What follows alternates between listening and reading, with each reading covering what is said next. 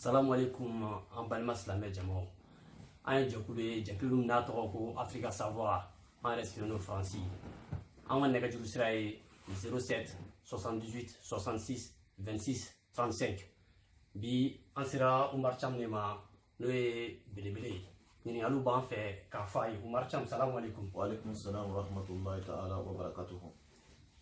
Basi foyi tɛ kɔnɔ Umar Cham. Alhamdulillah, ma la tanu wala barika da. An ka ɲininkali tɛmɛlenw na video la an da tɛmɛra Samiri kuma yɔrɔ kan. Mais bi an ser'i ma i ka a walawala an ye fɛn jumɛn bɛ Samiri ko la. Samiri ye fɛn jumɛn Umar Cham? Alhamdulillahi rabbil alamin, an bɛ Ala fo ka Ala waleɲuman dɔn. N'i ye ɲininka ko Samiru ye fɛn jumɛn ye, Samiru baara fɛn dɔw don, baara minnu ni sitanɛ baara de bɛ kɛ ni olu ye. O Samiru olu fana ye sitanɛ de, sitanɛ minnu n'olu bɛ u yanga ni Alaya yɛrɛ ye, ka Alaya place u b'u yanga ni o de, u b'o bonya, u b'o de fana fɛ. O Samiru ninnu fana filɛ nin ye, i bɛ taa sɔrɔ moriya baara kɔnɔna na, mori dɔw bɛ yen, soma dɔw bɛ yen, olu fana bɛ baara kɛ ni Samiru de. O Samiru sisan, o bɛ Samiru ninnu bato de. N'o ye Samiru ninnu bato, u bɛ bato de ɲini u fɛ. O bato tɛ dɔwɛrɛ ye, u bɛ o Samiru de bato k'olu bila place la, k'o place ta i n'a fɔ Alaya place. O Samiru dɔw de kɛ halal, halal ta halal, ka taa se fo don o don ɲa fɔ ka taa a bila yɔrɔ min na. O Samiru ni baara bɛ kɛ ni o ye. Yɔrɔ dɔ fana bɛ yen, sefi baarakɛlaw fana bɛ yen, ja jala, ham jala, ta jala, o manamanakan ninnu n'a ɲɔgɔnna ninnu. I t'a sɔrɔ hali nin tɔgɔ ninnu filɛ, a tɛ kuranɛ kɔnɔ, a tɛ kitabu kɔnɔ, kɔrɔ yɛrɛ t'u la pepewu. Mais sitanɛ tɔw de don. N'i ye nin weleli kɛ sisan, ni sitanɛ ninnu de bɛ na, u bɛ n'u yɛrɛ yir'u la lahaliya mun yecogo ɲuman tɛ.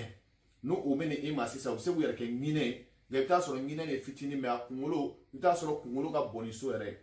Wagati dɔ i sigilen, u b'u yɛrɛ kɛ wara ye, mais i bɛ taa sɔrɔ wara in kunkolo ba yirika b'a la. Wagati dɔ u bɛ se k'u yɛrɛ kɛ sa ye, i bɛ taa sɔrɔ kunkolo ba yirika b'a la. Wagati dɔw bɛ u bɛ se ka kɛ sababu ye, u bɛ tasuma, u bɛ na ni marifa mugu de ka don sokɔnɔ fan bɛɛ, ka marifa mugu k'a ye sisan k'u b'o don sokɔnɔ fan bɛɛ la sisan, mais mɔgɔ tɔw t'a ye, e de b'a a ye. Olu n'a a ɲɔgɔnna ninnu, o la i b'a ye mɔgɔ caman yɛrɛ bɛ u hakili bɛ tiɲɛ, a tɛ sɔrɔ foyi la, u bɛ baara kɛ ni Samiru mun ye, u bɛ baara kɛ ni sitanɛ minnu ye, olu de bɛ kɛ sababu ye ka hakili tiɲɛ k'a ta k'a lase u ma. U bɛ fɛn mun ta ko Samiru, a baara n'i bɛ fɛ ka tamasiri dɔn dɔrɔn a surumani ye mun ye, i bɛ taa sɔrɔ a baara caman bɛ yen, n'u b'a fɔ su daji, su kasange, ou i ka su fan dɔ tigɛ, ou i ka nana ye, ou musomaninw ma deli ka jɛnɛ kɛ, ni cɛw jɛr'o fɛ jeli min bɛ bɔ la i b'o ta ka na n'o ye, ou ni muso jiginna i ka tonso ta ka na n'a ye, baara min bɛ kɛ o lahalaya sugu ninnu de la, o tamasiri ninnu olu bɛ ka ca Samiru baarakɛlaw de bɛ baara kɛ n'o ye, Ala ka ni sababa bɛn.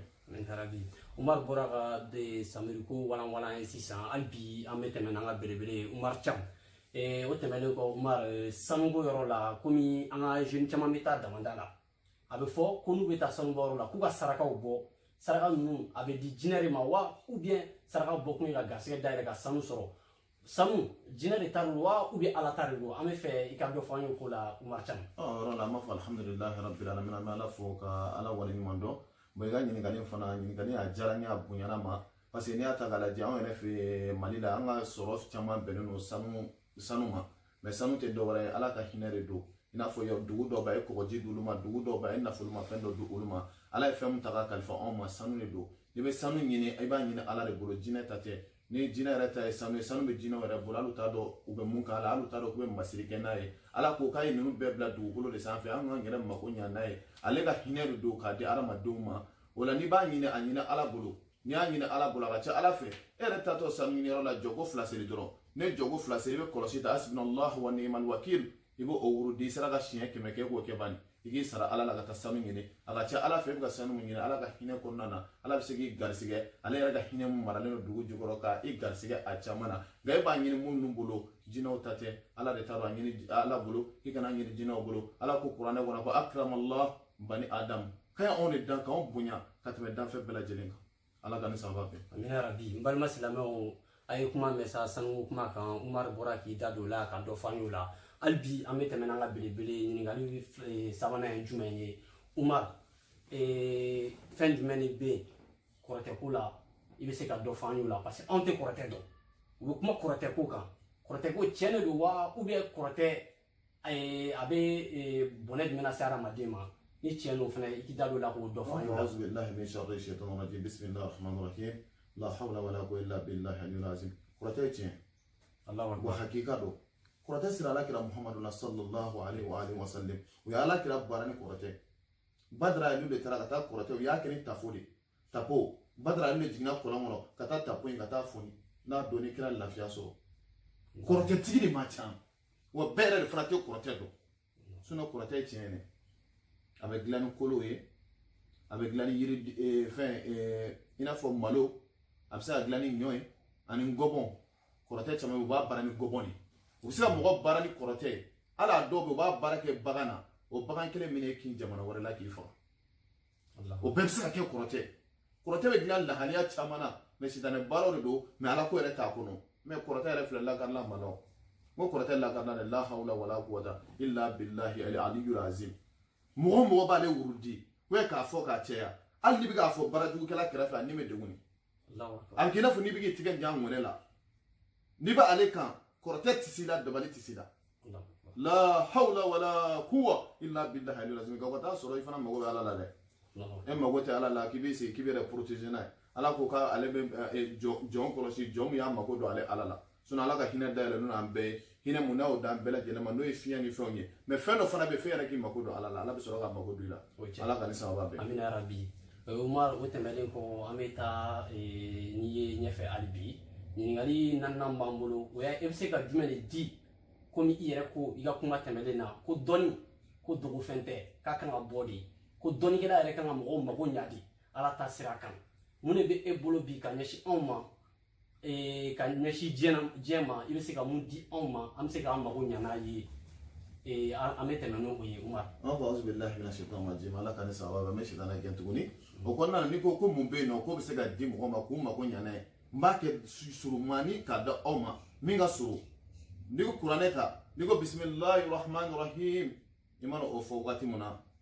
ala tɔgɔ dɔ bɛ tɔgɔ mun bɛ kuranɛ aya de don kuranɛ kolo de don kuranɛ sura de don n'i y'o kuranɛ sura in ta k'a lajɛ a bɛ se ka hɛrɛ caman lase adamaden ma o sura in ala mina siraka laka sadraka wa adana ka wizraka ni gɛlɛya ko b'i kan mɛn e ka essayer bani i kɛra cɛ ye i kɛra muso ye e ka jɔko fila seli bani jɔko kelen o jɔko kelen i b'a kɛ araka 7 n'i tilal'o la sa i mana salamu bila i b'i ten da dugu ma ka mɛn mun b'i fɛ i b'a bɛɛ fɔ ala ɲɛna wallahi wallahi i tɛ kalo sɔrɔ a la k'a sɔrɔ i y'a kɛ hami mun kama ala ma wuli ka bɔ pewu ala ka ni sababa bɛɛ. amina rabi Umar o tɛmɛlen kɔ e yɛrɛ ka kuma laban ye jumɛn ye dugawu min b'i bolo k'a kɛ balima silamɛ jamaw ye. ne ka kumakan laban ye fɛn mun ye k'a fɔ bɛɛ lajɛlen ye o kumakan laban ye mun ye an b'a ɲini alahu subhanahu wa ta'ala bolo ala ka anw bɛɛ kelen na ala ka hɛrɛ k'an ye ala ka sutura ala k'o d'a ma ala ka labanko ɲuman ala k'o d'a ma jahiliya ani munafiku ani hasidi ani ŋaniya juguya ala ka ni silamɛ bɛɛ kisi o ma silamɛ o silamɛ bɛ n'o mako bɛ hɛrɛ la ala k'o hɛrɛ d'a ma mɔgɔ o mɔgɔ bɛ n'o mako bɛ tɔɔrɔ la ka ɲɛsin a ɲɔgɔn hadamaden ɲɔgɔn ma ala ka tɔɔrɔ bɛɛ a yɛrɛ kan ala k'o k'a ka ala bonya kama ala k'o kɛ muhamadu mustafa bonya kama ala k'o kɛ kur'anu bonya kama ala k'o kɛ alu aqsa ale ni alu beitu ala ka kɛ olu hɔrɔma ni olu barika kama salli rasuli karim assalamu alaikum wa rahmatullahi ta'ala wa barakatuhu. balima silamɛw ani Umar Cam taara ɲɔgɔn na sisan n b'a hakilina jigin an Africa Savoir mɔgɔw don ni i b'an sɔrɔ téléphone numéro la o ye 07 78 66 26 35 anw yɛrɛ sigilen don Faransi yan an bɛ mɔgɔw don mɔgɔbabaw kan an tɛ don mɔgɔ kuntan kan an bɛ don mɔgɔbaw de kan pour que u bɛ se k'u hakilina d'an ma an b'a cari diɲɛ ɲɛfɛ pour que bɛɛ bɛ se k'i ka tɔmɔta sɔrɔ a la n ka foli bɛ n jɛɲɔgɔnw ye n'o ye Nɛ Tarawele ani Musa Kulubali ani Amara Sumare n'ale yɛrɛ sigilen don Mali la balimaw an bɛ bi tan ni bila yan a k'an bɛn a ɲɔgɔn wɛrɛ ma salamu aleykum.